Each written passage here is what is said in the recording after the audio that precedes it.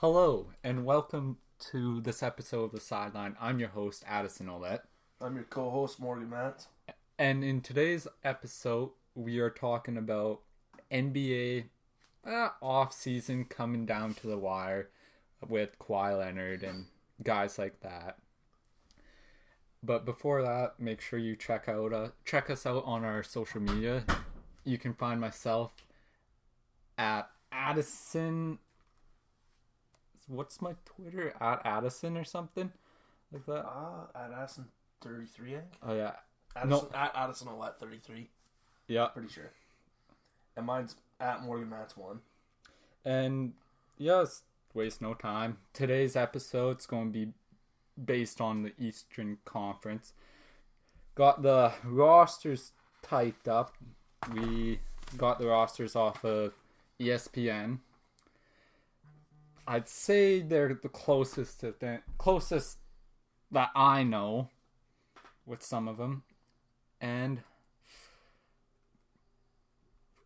what is your kind of looking at the roster you're like most intrigued by? I like the Sixers, but shooting may be an issue for them. Yeah, actually, I wanted to talk about They that. have a lot of big guys. Like Tobias Harris could definitely. He can play the small. But he can also play the power, and he played mostly power last year. But he's versatile enough to play the small. Ben Simmons, he can pretty much play every position besides maybe center. And the big move is Jimmy Butler to the Miami Heat. Looking at the 76ers point of view, what do you know about Josh Richardson? Well, I don't really follow Heat enough to know enough about them, but I think he's young for sure. He's young for sure. And I think he's more of an athletic guy. And again, that's why I said shooting may be an issue, because I don't think he's like a JJ Redick who they had last year, that guy who can just pop trays anytime. Helped spread the floor. Yeah, he's comparison to, I would say, why the Heat let Richardson go is because he has the same kind of gameplay as Justice Winslow. Yeah, I could see that. That's my biggest issue with the 76ers roster. Because Ben Simmons can't shoot with his life. Unless it's finally clicked into his head that this offseason he needs to work on it all offseason. And it's shooting. And it's not even that he attempted shots. You never saw him shoot. I think he shot 1 3-pointer or 2 3-pointers this year, and they were were not a good attempt. I've seen a couple of memes when it's an open 3 and Ben Simmons. No, Well then, yeah, for me it's hard to have a point guard when he can't shoot and he's wide open at the top of the paint. Ben Simmons is another guy that could go down as an all-time great if he gets a shot. If Ben Simmons could develop some kind of mid-range, it's just the same with Giannis though. Giannis could if they both of them could develop a mid or a half decent deep shot, they'd be the most dominant players in the league. Not even a half decent. A slight threat. A slight so the defense respects you. So you can open up down low for Embiid and Al Horford now. Which, as a Celtics fan, I was quite shocked Al Horford turned down his player option to go elsewhere. But that Boston season was a mess. But just when I look at the 76ers, Tobias Harris is Joel Embiid scores anywhere. Pretty decent 3-point shooter. But I just get this sense of so much traffic down low. I think that's what Al Horford's going to do for the team. With Joel Embiid being able to pull up from the 3 line, then you have Al Horford, who is pretty he's a real good rebounder. And pulling Embiid out, last year when they pulled Embiid out for a 3-pointer, who do you have in the paint that could out-rebound another 7-footer? Yeah. Al Horford's a physical guy. He's been in the league for a while. But I'd rather... And I think that was a good pickup on their part. I don't know what he signed for. I'm not sure what he signed for, but... And then this bench. TJ McConnell, Zaire Smith, James Ennis III, Mike Scott, Boban. Didn't Boban... No, he signed somewhere else. Did he? Okay. I'm yes, he did. He went to the Mavs. Yeah, I saw that. Him and Porzingis. The Euro team. 2 7'3" centers on the squad. They're a Euro team. Okay. That's why I was iffy with the rosters. No, I know. So, but like TJ's good. But TJ McConnell's a free agent too. Oh, okay. Because the Lakers are looking at him. But honestly, though, they still can sign guys from free agency. Like maybe looking at maybe a Rondo for the bench squad. Could be a possibly. Maybe a Darren Collison. Maybe getting that shooting. Collison retired. Getting that shooting for the Sixers. Maybe Danny Green. That could be a Danny Green landing. Danny Green's a very much Kawhi goes, I go. Like that deal with Toronto almost didn't happen because they weren't too sure if they were going to get Kawhi wanted to, because I feel like Danny Green and Kawhi are probably friends. I'm pretty sure I heard that. I would think so. And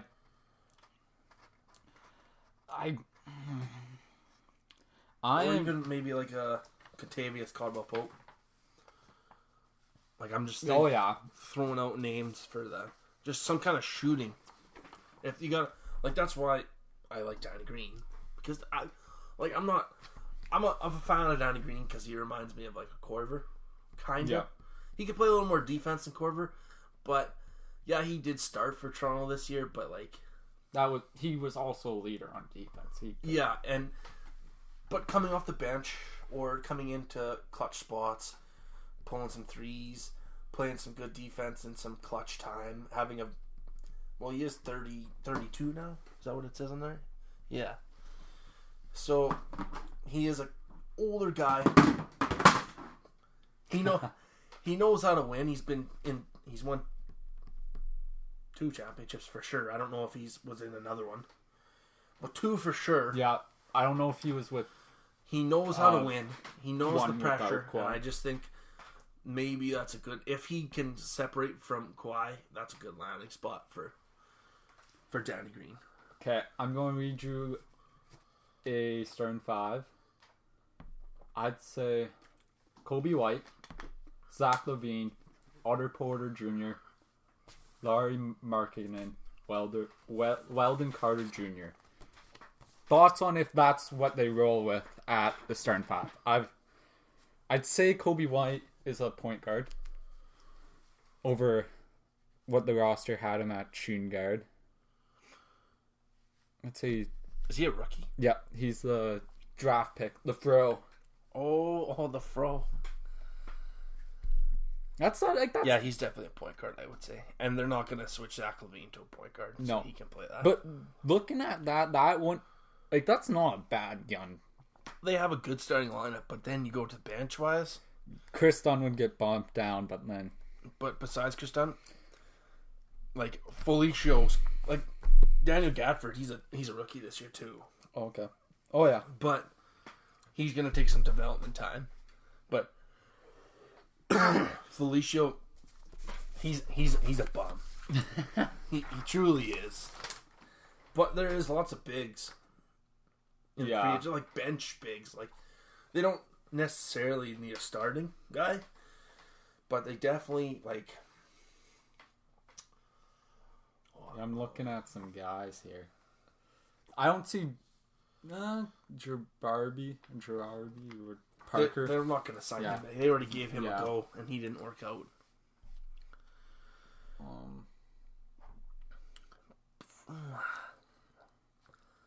Not sure.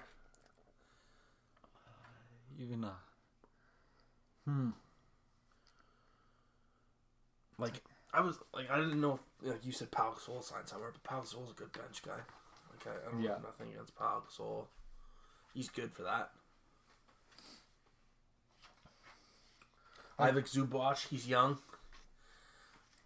I wouldn't mind. Could try him. I don't know, like Quinn Cook. The guy knows how to win. He's a guard, though, isn't he? Yeah, but even look, they have Chris Dunn, but they do need two, I guess. So just I'd look at guys that, because like honestly, looking at that lineup could be no. I think they could maybe need a better small forward, but they need two guys. They need two guys, I would say. And why I say that is basing it on this year's NBA championship. In the playoffs, they ran pretty much an 8-man rotation. Mm-hmm. They had a backup guard, which Chicago has. Yeah, and Chris Dunn. They need a backup big, which they had in Serge Ibaka and Marc Gasol switching off. Yeah. And then, Danny Green and Norman Powell. Like they basically ran like 8 guys, and they Van Vliet coming off the bench, that was huge. Oh yeah, Van Vliet was huge. But no, just getting because getting a vet player that knows how to win, I think would be great for this. Carmelo Anthony retire? No, he's still kicking around. Sign him. No way. There's actually rumor that he's going to go Lakers. Oh yeah. He's good buddies with Braun. Mm-hmm. Now, we don't have anything to trade anymore, but if Chris Paul somehow. Oh my! Stop. Chris Paul, Anthony, and Braun are all real good buddies. Okay, let's talk about probably the biggest Eastern Conference shakeup: the Brooklyn Nets. And I mean, you talked about this a little bit. I think you're right. This year, they're going playoffs this year. I think still, but next year is their year. Hoping that Kevin Durant comes back fully healthy and ready to rock. Because taking that out, they have Taurean Prince playing the starting role right there, which is not bad. So maybe you put in Kevin Durant at the power forward. He's tall enough. He's athletic. Doing that, you put people in a situation like Milwaukee put people in the situation of putting Giannis there. How does a guy like Serge Ibaka cover Giannis? You don't. How does a guy like Kevin Love cover a guy like Kevin Durant? He's not fast enough to do that. Maybe a John Collins, maybe it's just stretch 4. I like the lineup where you have the 4 guys and then you have your big. And I think that's where the Brooklyn Nets are going to be huge. Is they're going to put KD at the 4. DeAndre Jordan's a rebounding machine. Well, you can even by looking at the kind of comparing the bench to the backups. Kyrie, ball dominant. Dinwiddie, ball dominant. Yeah, Dinwiddie, if he comes off the bench, he's going to be a 6-man. Yeah, and if you can keep Jared Allen around, and Joe Harris, he can shoot. Joe Harris, there's nothing wrong with Joe Harris. Yeah. But you can say you can sign a Jared Allen to another, would be hey, this year is our year. Sign with us for another year or 2 if you want to make a championship run. This is the time to go. So if they could keep him, have Dinwiddie and Joe Harris off the bench, put KD in as the 4, and then how much cap space do they have left? No, they're probably right up there. They can't have that very much. But signing a minimum deal with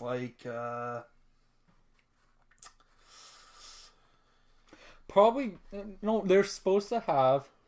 They had a guy there. He's on the second page. I'll quickly do it. Even a Jonas Jerebko. He played with Golden State last year. Boom. He was on the Monday Halls Jefferson. Yeah. I don't know if it's a RFA. Or He's UFA? a UFA. Okay. Well, he was on the team before. You don't know. Maybe they're trying to work out a deal. He could return, yeah. And Alan Williams, I think he's a smaller. He used to be on the Suns. He was a power forward. Okay, yeah. Like, they've got him listed as center, but I could see him. But, like, the forward position's probably their weakest. But I'm thinking just for bench, like I'm saying, like a Drapko, he can shoot threes. He's played with Kevin Durant before.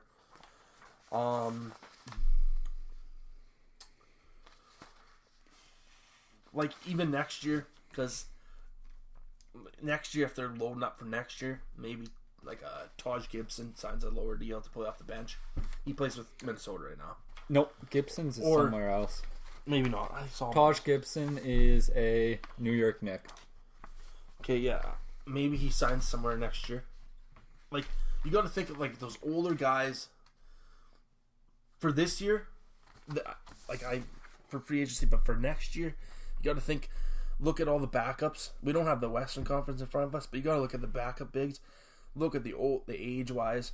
They're going to be signing a short term, win a championship, retire. I think I want to say Jared Allen's going to stay around. If they can keep him around, yeah. Because when I think about it, if DeAndre ever gets hurt, because he's getting up there, he's 30. He's got to be at least 30. Oh yeah, DeAndre Jordan, I would say, is over 30. You could say Jared Allen could become DeAndre Jordan. Yeah. Defensively, and maybe how long did Jordan sign for? Don't know. So say he signs for a 3-year deal. I was thinking that he plays the 2 years. They go for a championship. They possibly could go for one this year if Kevin Durant somehow comes back in the playoffs. I hope he doesn't. I'd take the year, but maybe he does. They could go for a run this year and next year also. But with that being said, another big kind of splash. Boston Celtics. Kemba Walker. That pretty much leaves the Charlotte Hornets. They may as well just move to Seattle and have an expansion. How we have it set up, Boston's above, Charlotte's below. And you just look at Charlotte and you just look at Charlotte now and you're just like, well, looking at your power forward Marvin Williams and your center Bismack Biyombo, like you may as well just move Charlotte to the G League. Like, well, Boston and Charlotte basically did a trade. You take fucking is Terry Rozier. Terry Rozier. We'll take Kemba. Is Terry Rozier a starter? Well, this will be the stomping or the proving grounds. I mean, yep. To see if he can start. I like. If Malik Monk can pull it together and show some growth, he's only 21 or 20. Yeah. Young guy, still has plenty of time.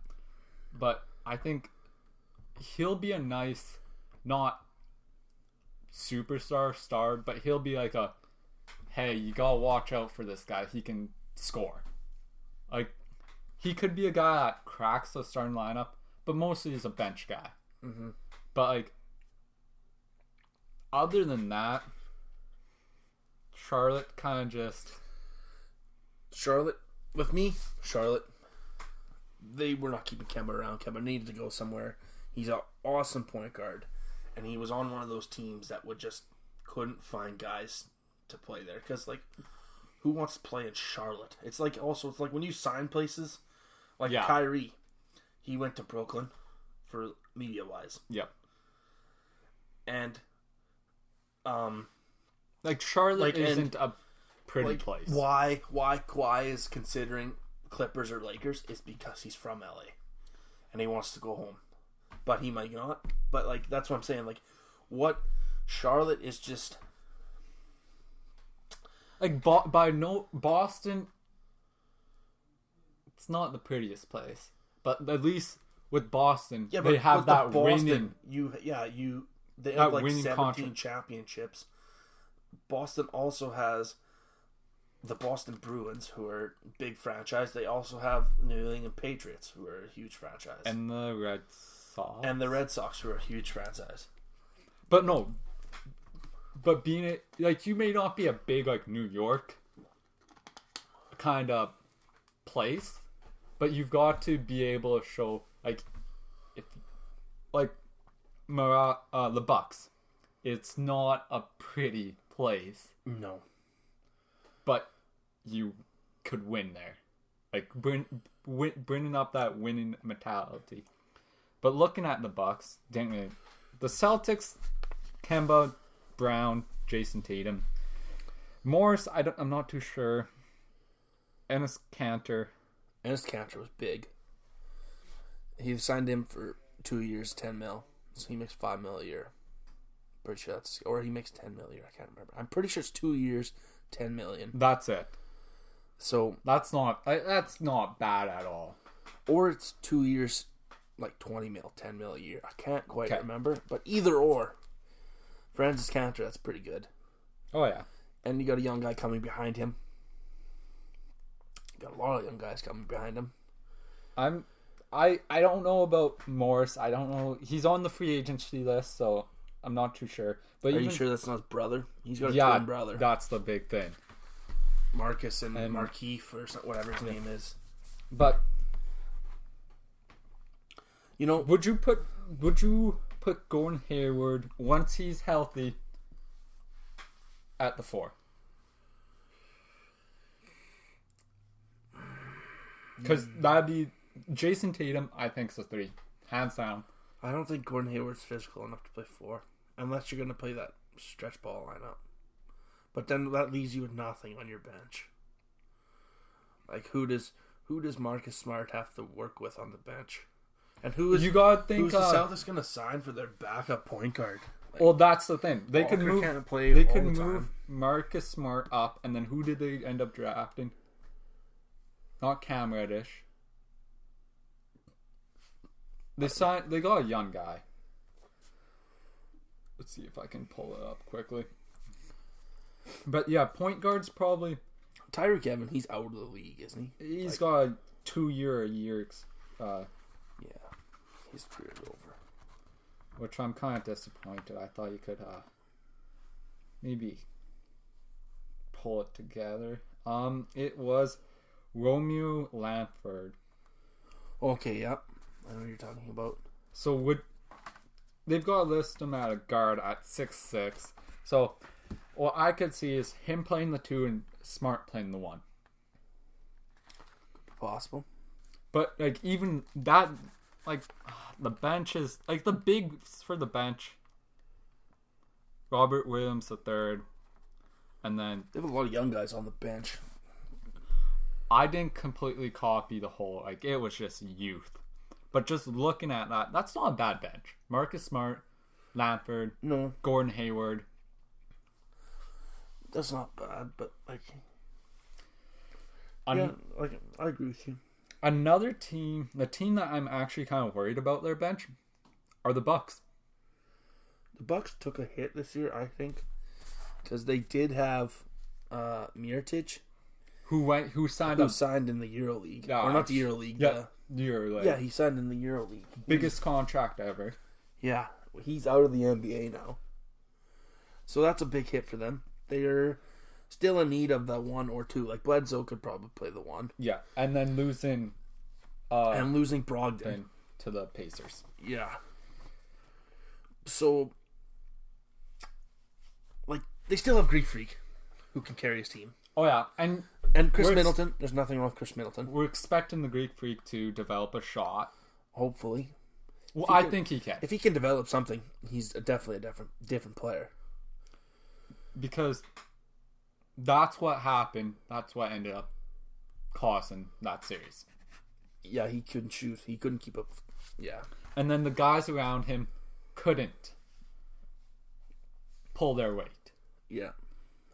But going to the team that stopped the Greek Freak, Toronto Raptors. If they don't keep Kawhi, their starting lineup is Lowry, Powell, Siakam, Ibaka, Gasol. I think if they can't keep Kawhi, Siakam plays 4, Serge comes off the bench, and they sign some kind of small forward like Rondae Hollis Jefferson or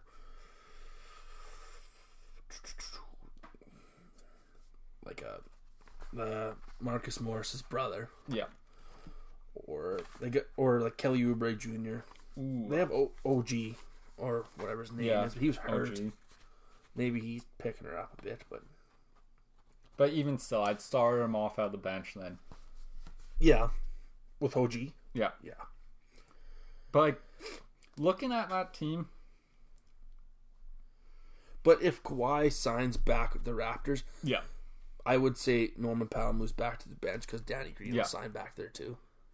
So then you have basically the same starting lineup as last year. Norman Powell moves back to the bench to play with Fred and Serge, I would say. yeah, And then OG plays there too. And then really, like, yeah, having a full backup lineup is good. But there's lots of power forwards that'll sign minimum. Like a Jermichael Green, he probably won't sign a minimum deal, but he would probably sign a $5 million deal somewhere. But just looking at the roster as is, playoff team, yes or no? Playoff team, yes. Push, no. I think they can still make the playoffs, but I don't think they can make the push without Kawhi. Without a superstar, I should say. Or even a star. Or even a, yeah. Like, Siakam has the ability to come to that. But at the moment, No. Marc Gasol, if you got him Marc couple years Gasol younger. is on the end of his career. Yeah, everyone He knows. went to Toronto. They picked him up because he's a playoff guy. He's a vet. And then he picked up his player option, which his player option is $25 million. Yeah. And next year, he may sign again in Toronto, but it'll be for $10 million. Yeah. Yeah, I'd like to cover everyone's roster here. So let's go to Atlanta. A bunch of young guys. Like, Young guys and Vince Carter. And Evan Turner, and Alan Crabb, who all have, well, Alan Crabb and Evan Turner both have terrible contracts. yeah. But like, you gotta take some of that. But like, looking at Well, yeah, you got to stay above the, yeah. whatever it's called, the cap there. So Trey Young, Kevin Hooter? No. I don't know how to say that either. I'd say Cam Reddish over Vince. I bet you Cam Reddish doesn't play full starter minutes Until- but he'll start. Yeah. But I bet you he plays like 23 minutes and Vince Carter plays 17. Yeah. And then John Collins, and then their centers kind of where Could that be a landing spot for Boogie then? If looking at a center?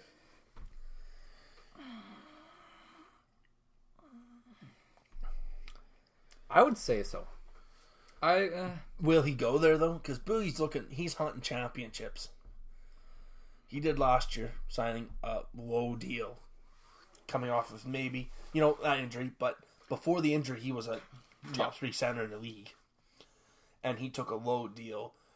He passed up Pelicans were probably offering him millions of dollars, but he took a low deal to win championships. I don't think the Hawks are in the position to make it that far. That's where it matters. It matters if he's caring about.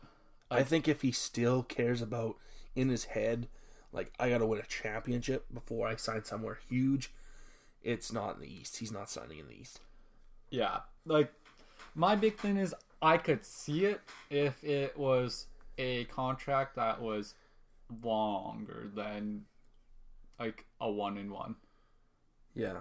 Like, because that's the even with guess- for Atlanta, it doesn't make sense. Isn't Vince Carter a free agent too? Possibly, He's signing in Toronto if he is. Nim deal. And But- he'll play. but looking at it, like, that just doesn't make sense. Like, For him to sign there? yeah, even as an organization too. I don't think he's signing in the East. The East's got stronger this year. I don't think he's going to sign in the East. Everybody says the West's harder to play in, but just looking at this sheet, and if Kawhi signs back in Toronto, the East is looking pretty good this year. I would say the reason the West is deeper. Well, why? Well, when you look at it, you can. Like, which team was that this year that slipped into the back door of the playoffs with a losing record? Magic. Yeah. Like, and you don't go into the playoffs in the West with a losing record because it's a deeper. But you might this year. Yeah. So now quickly hopping over to our last team on our first sheet, Cleveland.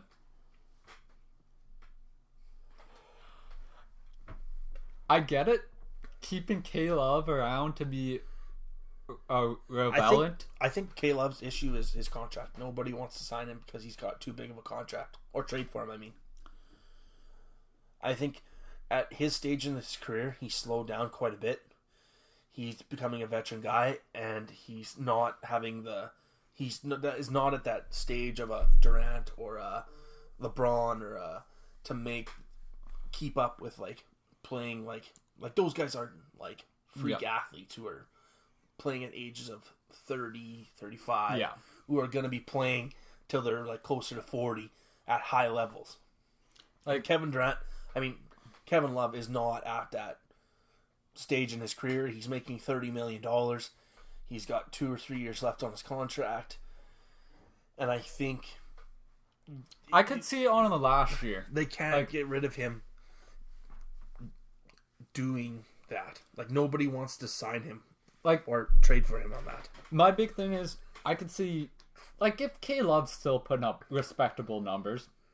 Not all-star, but respectable. But you're using one of your max contracts on K-Love.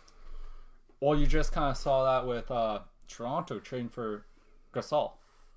A guy that he's getting closer to his end of his career, making a But the difference with Gasol and Kevin Love is Kevin Love's won championship. Marc Gasol's never won a championship.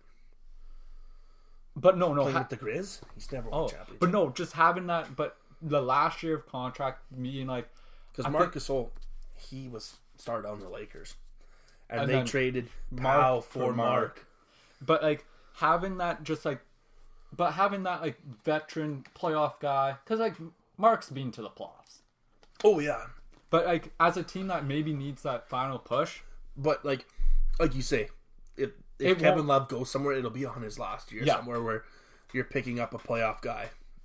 Maybe in 2 years, a team where we were talking about that before, super young, Knicks, maybe on their last, if they develop Barrett, develop Knox, develop Smith, Mitch Robinson develops, Randall, or even Orlando with Mo Bamba, because they're not going to keep Vucevic around forever. They re-signed him, so I'm just throwing out young team names out of the East. They pick him up for 1 year for the playoff presence guy, playing 20. He like Gasol. He split time with Ibaka. Yeah. He closer to the end of the series, he did play more minutes than Ibaka did, but it's just a playoff push guy. It's just like any sport. Lots of teams pick up veteran guys who are on their last year of a huge deal, and they're not planning on re-signing him next year. Yeah. If Toronto, if it was a team option for Marc Gasol at $25 million, they probably would have declined it. Oh yeah. I was just looking. Say Boston doesn't figure out their power forward situation, and once K-Love's contract's up, and they kind of rework Gordon Hayward's contract or whatever happens. That could be a landing spot for him too. That one. But then with that being said, you look at the roster right now. Who did they trade over there? They're gonna have to trade a Robert Williams or a Daniel Thesis, a young guy. They're gonna have to trade a few of those guys and maybe some picks. And to be honest, and if you're going Boston has picks. Well, if you're going for a championship, and you sign a guy like Kevin Love, and you're like, okay, yeah, we're winning. You can give up your first pick. Yeah. We're going to have the 30th pick anyways. Mm-hmm. So let's give it up for K-Love this year. we miss out on the first round. Oh, that sucks. But like this year, we only had about 4 picks. Yeah. So, because looking at that Cavs roster, Colin Sexton and Kevin Porter Jr., and then other than that, there's nothing really. Do you think out of these first 8 teams we talked about, is there a landing spot somewhere here for Jabari Parker? Is there a spot for him somewhere on this roster for anywhere from a $12 to $15 million contract? Because I think that's what he'll sign for. Like, I would say Hornets maybe, because they need that guy, but like I don't think he'll go there. Like, you could say the Nets, but the Nets are running out of cap is their issue. And if they're saving a little money next year to sign Jared Allen a bit, then they've got to save that. And he's already ran his luck out in Chicago. Yeah. And Milwaukee. He started out there. I wouldn't say Boston. Boston next year is going to run into a little cap trouble. Maybe not. Because they got to sign Brown. Next year, honestly, I could see Celtics moving Hayward to open up space for Brown and then opening space for Tatum. Yeah. Well, it all matters.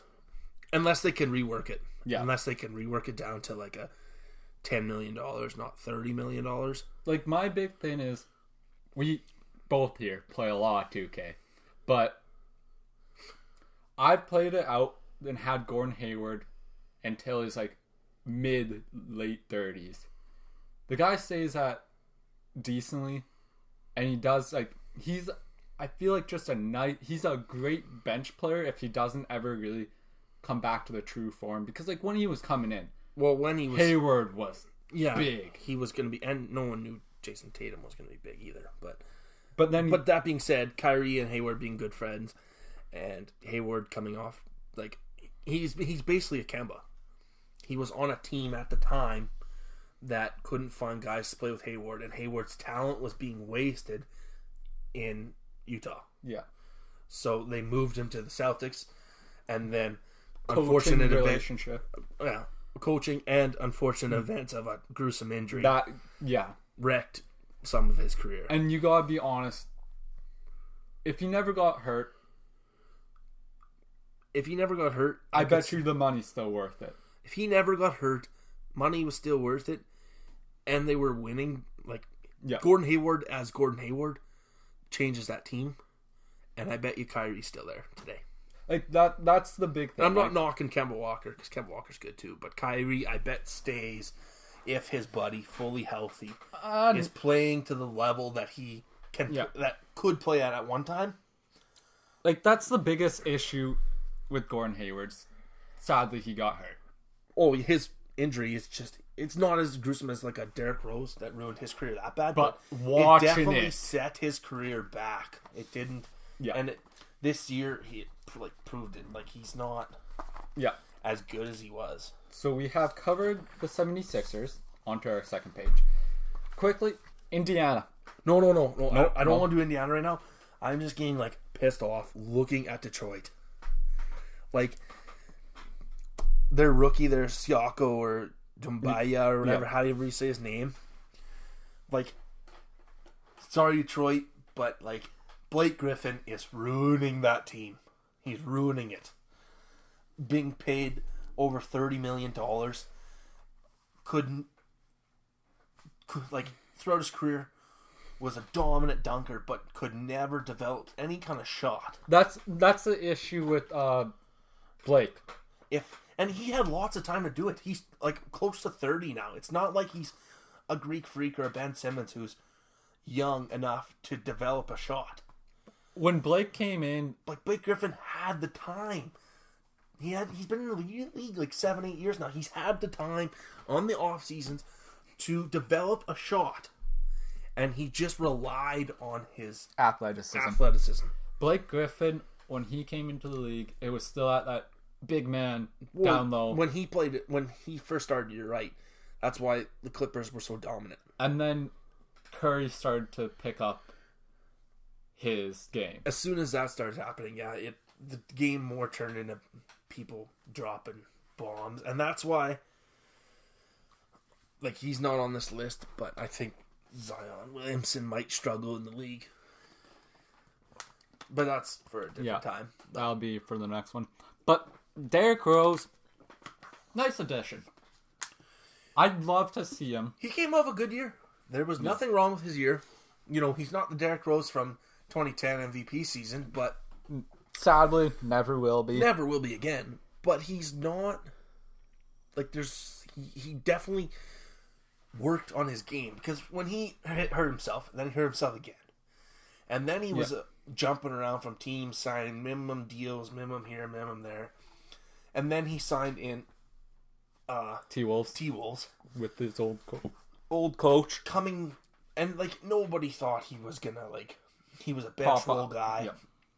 But then all of a sudden he's like, oh, we're kind of seeing a little hint of old Derrick Rose here. Yeah.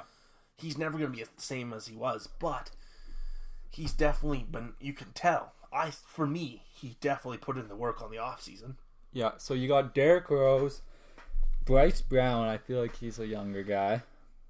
Some guy, I don't even want to pronounce. He came from the Lakers. Okay. He's like 21. Okay. Blake Griffin, Andre Drummond. I like Reggie Jackson off the bench. But that could... I think Reggie Jackson and Derrick Rose play split time. Yeah. I think like a 25-15 or a 18-22 or it's like something like that. I don't think Derrick Rose plays 30 minutes a game. Like, but Reggie Jackson, there's like... I could see him being a playoff team. I could see him being a sneak in, though. Like a 7-8. You know, yes, I agree on that.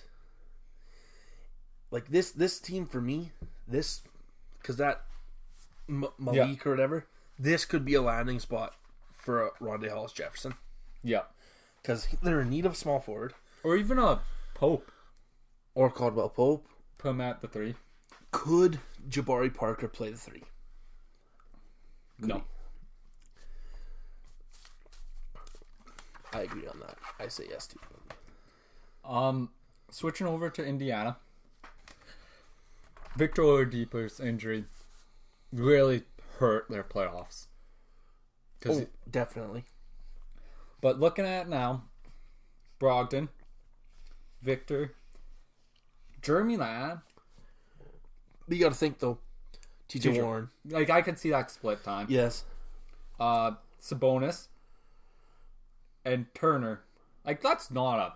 This team actually gets me excited because like Brogdon, good. He's a good point guard. He's not a superstar, but a shooter for Victor Oladipo. Yeah, Victor Oladipo, self-explanatory.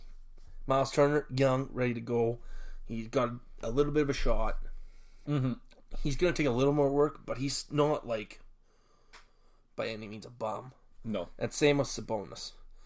And that Lamb and TJ Warner.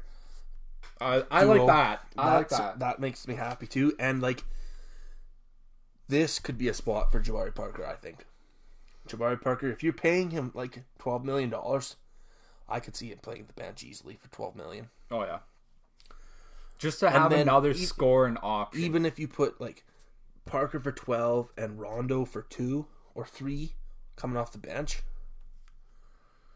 And then, yeah, like it's not signing guys like even like I don't want to say Schrumpert because his career is pretty much over, but yeah, like Cook, yeah, someone like him, like a vet guy that knows how to win, because.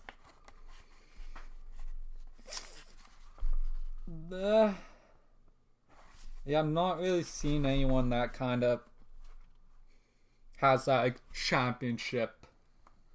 Like all these guys know the playoffs. Yeah, but it's always nice to have that. Maybe this is he plays small forward. I was gonna say maybe that's a spot for Carmelo, but Carmelo he's tough. He's got a bad attitude. He needs to play somewhere. Carmelo's a guy that he needs to. He's play. going to the Lakers. Well, I think he's going to the Lakers too. He needs a spot where somebody is his friend, but like you listen to me or you're off this team. You're not the leader of the team. How I would address Carmelo, I heard this on First Take, I think, from Stephen A. Or, yeah, maybe, possibly. Don't quote me. But the guy still wants to be a number one scoring option. Which is out of the question for me. Make him a number one scoring option off the bench. The offense, once your starters are gone, the offense runs through him.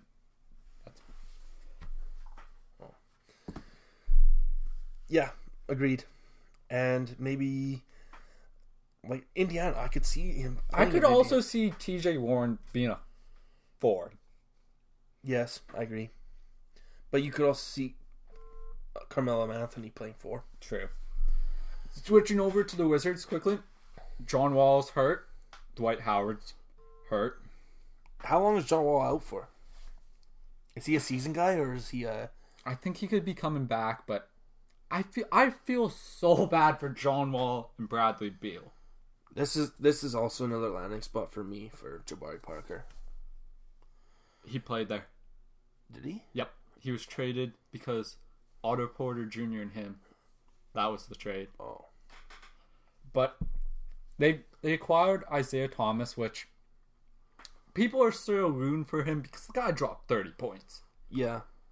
But I think he's more of a bench guy now. Yeah.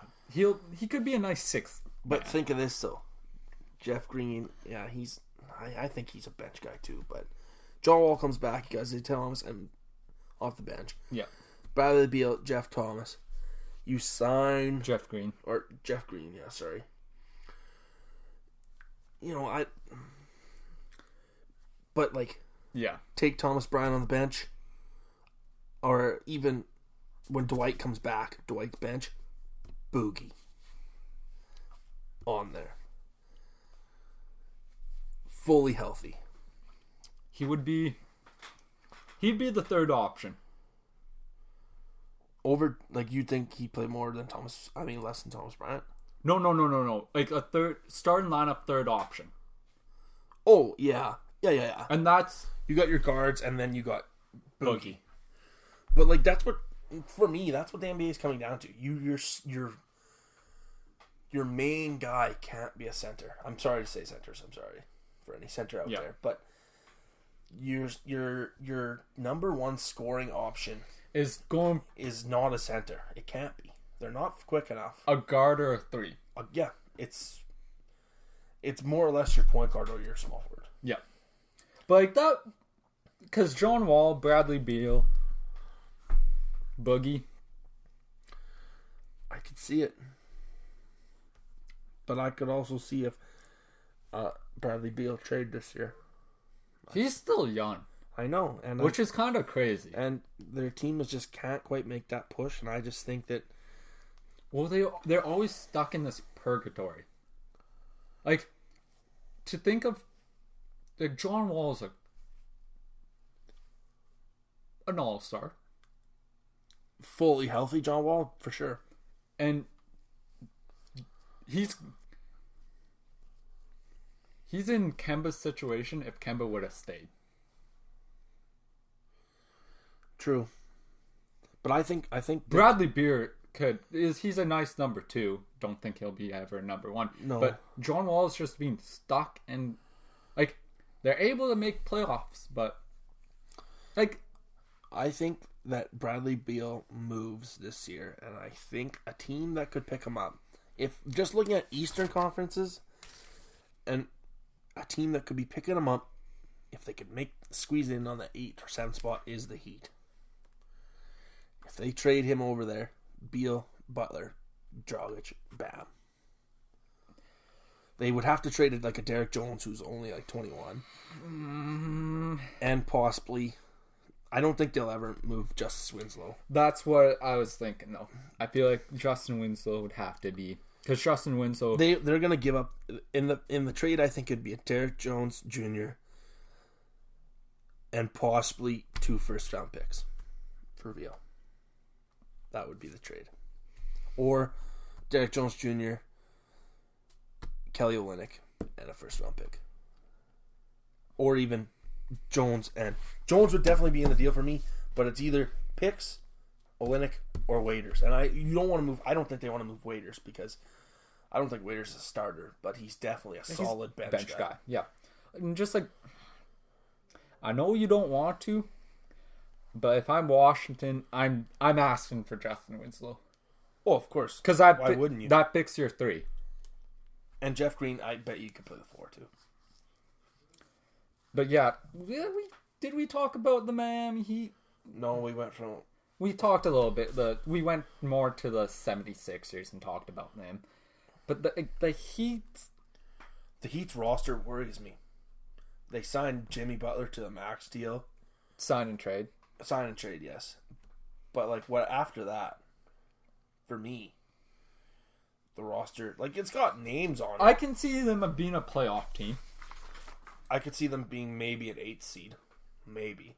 I'd say I'd give them between 6 and 8. But looking at the whole Western Conference, like Eastern Conference, sorry. You're saying out of all these teams, this is a playoff guy. We're going to grab a pen here. I'll give you one.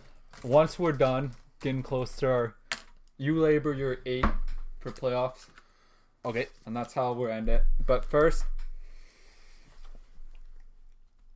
Yeah, that roster scares me. Orlando. I think they won't make the playoffs. They'll get 12, 13 pick, and hopefully they can pick up a guy like a point guard. Yeah, and a guy I was thinking is because they're Cole Edwards. I think they're banking on Markelle, but the young man. It's getting to the point where it's no longer basketball. I want the young man to be. Are we talking Orlando or are we talking Heat? Orlando? Yeah. I thought we were still in the Heat, but... Oh. Besides the point, yeah, for Orlando, they're hoping Markelle Fultz. Ugh. But yeah, looking at that, like, it's not a bad team. But it's not a great team. I hate Evan Fournier. Going to my grave saying it. He's old and he's useless. No, he's like 27. He's too old. Oh my, that's just some. Okay. Oh my God, Fournier. But like, can't shoot. It's a waste of a contract. Okay. That's some personal heat there. Orlando Magic. I see him once again maybe making the playoffs with their losing record. Well, but not. They got lots of big guys, and like for me, if they could sign, like maybe that's a spot for Jabari Parker as well. And because Aaron Gordon, I think can play 3. I think. No. I think he can. No, he's too small for the 4. What do you do with Jonathan Isaac? He's 6'10". Trade. No. Okay, looking at that length. Okay. If you could trade a Jonathan, just listen. If you could trade a Jonathan Isaac for a Bradley Beal. Jonathan Isaac for Bradley Beal. They tried Aaron Gordon at the 3. That doesn't work. Don't even try me. That was stupid. That was Aaron Gordon, Bismack, and was that? But that no. Jonathan Isaac for Bradley Beal. If that trade was on the offer, then I mean, because that for me then that means Aaron Gordon moves to the 3. Aaron Gordon moves to the 4, and Aaron Gordon staying the 4 for me. Or maybe Aaron Gordon for Beal. Because then that still maybe Mobamba moves into the 4 spot. And then next year you're hoping that Fultz is in the right mind. He moves to the 1. You've got Beal at 2, Isaac at 3. You go out and sign maybe a Jabari Parker. You go out and wait till next year and look for a 4. Yeah. And 5. And you're a playoff team. Right now, their biggest hole on their starting lineup is the 1. Oh, for sure. But that trade right there makes sense to me. Makes sense. Okay, switching over. Well, Miami Heat covered that. Knicks is our last landing spot. I don't want to talk about it. This is. If I wasn't a Lakers fan, I would be moving to the Knicks. R.J. Barrett. Okay. You're not a New York Knicks fan. You're an R.J. Barrett fan. I like R.J. Barrett. That's about it, though. Yeah, but look at their roster, though. I never even looked at this. They've Bobby got Portis guards. plays there. They got guards for days. Bobby Portis plays there. He's young. Tosh Gibson now plays there. Vet. Tosh Gibson's more of a power forward than a small forward. I know. Bobby. That's why And Bobby Bobby's is a or is 4 a or 5. 4 or 5 as well. I'd put So him. they're locked up on 4 and 5s. They got Moutier off the bench. Really, all they need is a 2 guard What?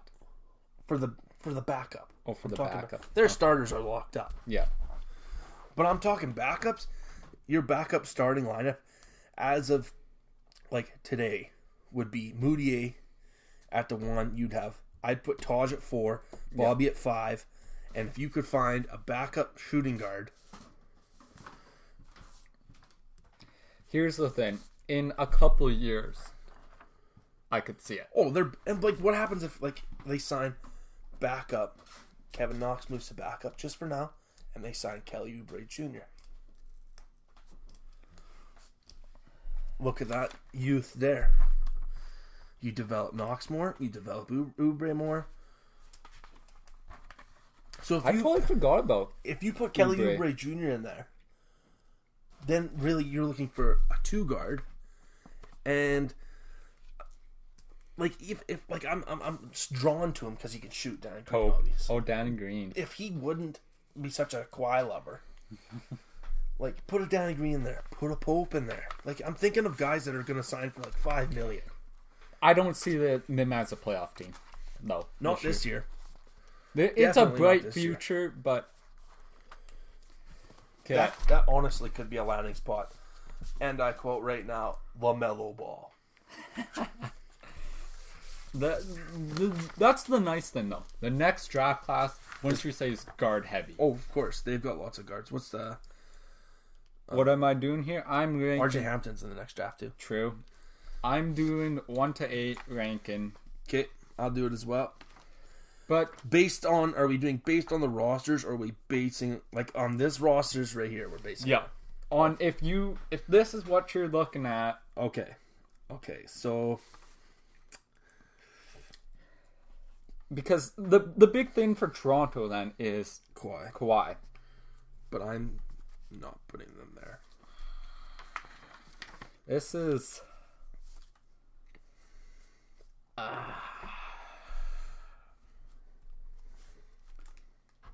this is a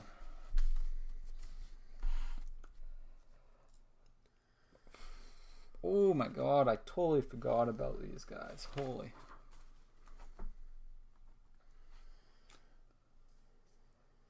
Actually, looking at this, the East has some teams.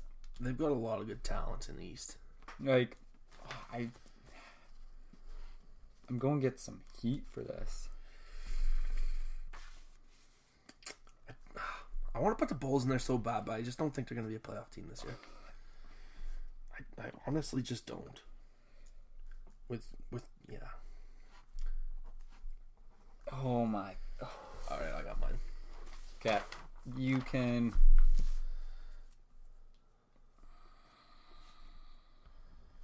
I wanted to put the Bulls in there so bad, but with the teams in there, I don't think they can make it. Okay. Who's your 1? Milwaukee. I had the Sixers as my 1. Okay. Your 2. Brooklyn. I had the Sixers. Okay. Who's your 3? And your 3 is probably Brooklyn. Brooklyn 3. Okay, I had Milwaukee as 3. We have the different order, same top 3. Yep. I just think Milwaukee losing out on Brogdon and losing Mirotic, I just think that 2 shooters, I think they're losing out on shooters. This 4 to 6 area is where I was like, I wanted, like, no, for me, the most struggle was picking my 7 and 8. My 6, 7, 8. Because, Really? well, because I was just like, God, I want to put Chicago in there. And I really also, I want to almost put Atlanta in there. And then I was kind of like, oh, maybe Orlando can, because just teams that just slipped in last year for me. Okay. 4? I have Celtics as 4. I have Celtics as well. Okay, who's your 5? Pacers. I also have Pacers as my 5. 6?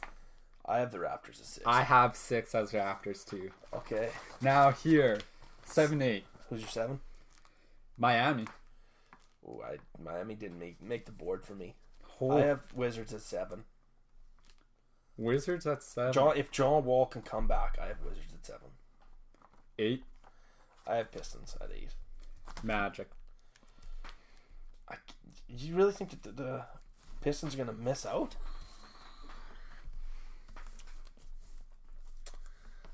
I don't think they're going to miss. My big thing I don't is think the Magic have a deep enough 1 and 2. And Isaac's still young.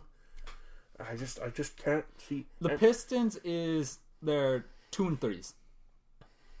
Just in general. When I look at, but there's still a lot of free agents. I'm banking on free agency. Okay. Like I'm banking on like if a Caldwell Pope or a okay. Rondae Hollis Jefferson signs there, or I was looking at roster as it. It's because even as is though, I can't see 'Kay. Orlando making it. They have too many young guys, and they don't have good enough backs to back it up with. okay, Evan Fournier to Bryce Brown. Evan Fournier. Jonathan Isaac to that. Yeah, well, Jonathan Isaac. Blake Griffin, Aaron Gordon. Blake Griffin.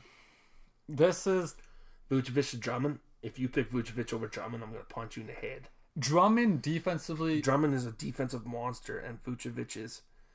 They're the only reason why they signed Vucevic is to develop Mobamba. But Vucevic is still. He's improved in all areas. The man can shoot a 3. The man. He's a good player. And then looking at their bench, okay, you got. I'm looking at basically the 2 options off of the bench. Mobamba and Terrence Ross. Versus Reggie Jackson. And this is when, like, Reggie Jackson. And, yeah, like, I think that Doumbia is going to play the 4 or even the 3. Yeah. But like, I get it. You're banking on Detroit being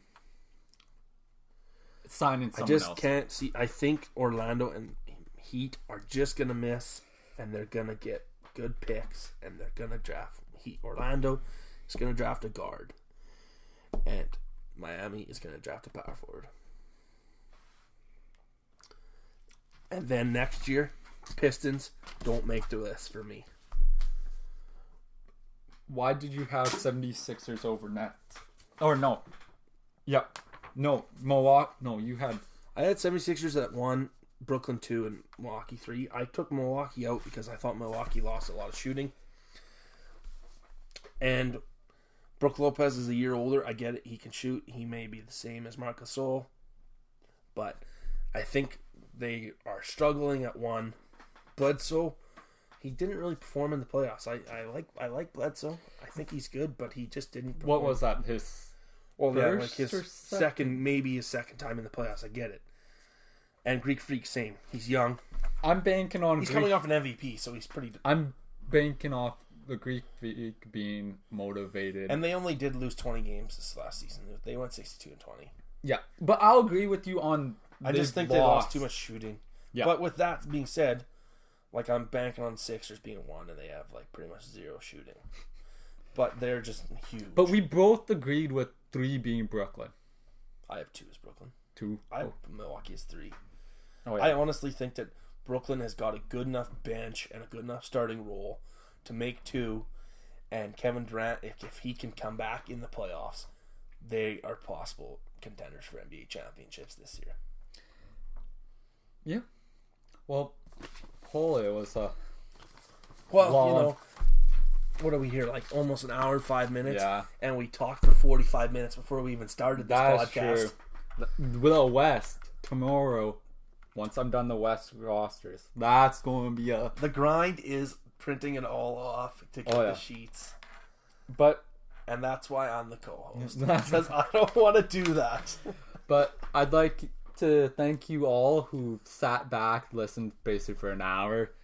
Some rambling here and there. A little rambling, and it's nice to get back on the mic. Honestly, yeah, we haven't done a podcast in quite a long time, and it's good to get back into the argument.